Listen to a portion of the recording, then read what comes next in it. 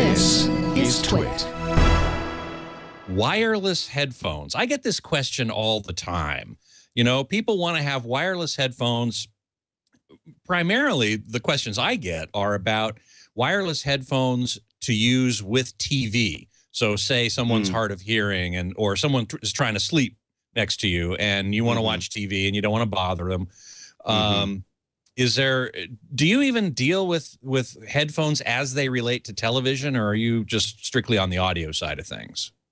Well, no, certainly I've considered it and looked into it a little bit. And what I found, and what I've found for decades really, is that the Sennheiser headphones just crush everybody else in that department. Now, I haven't looked at it deeply for quite some time now, and that may have changed over time.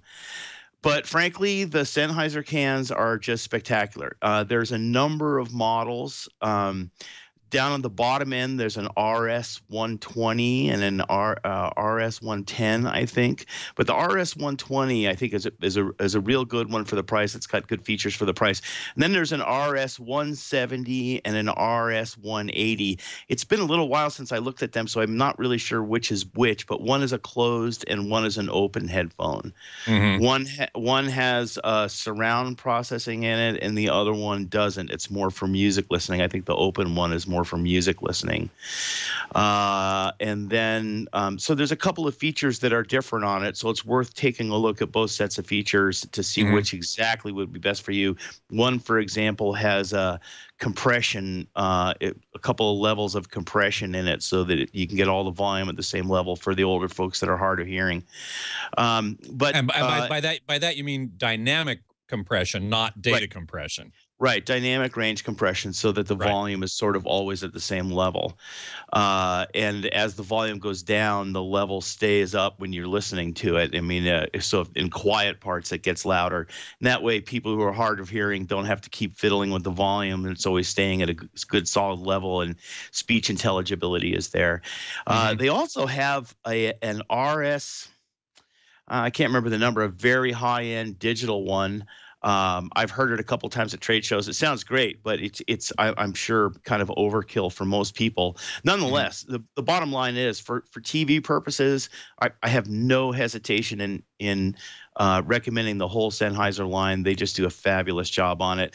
And that's one of those things, maybe at the CES this year, I should start looking into them again and see if somebody's come along to knock them off their perch. Now, do the Sennheisers use RF, radio frequency technology, to beam the signal from the transmitter, which is connected to the TV, to the headphones, or has everything moved to Bluetooth now? No. In the case of, well, I don't know. It'd be interesting to find out if they started switching over to Bluetooth for the home and for wireless headphones in the home. Usually, however, wireless headphones for home theater and home use, where you kind of hook it up to a stereo, is spread spectrum, RF spread spectrum transmission. If you look through the Sennheiser line, I think they use a couple of different methods at the different levels. I know that the very top of the end, top line version is a digital transmission, so it doesn't use. It's transmitting bits, not analog signal. So there's some differences in the way that works, but for the most part, most of those kind of headsets are RF spread spectrum transmissions.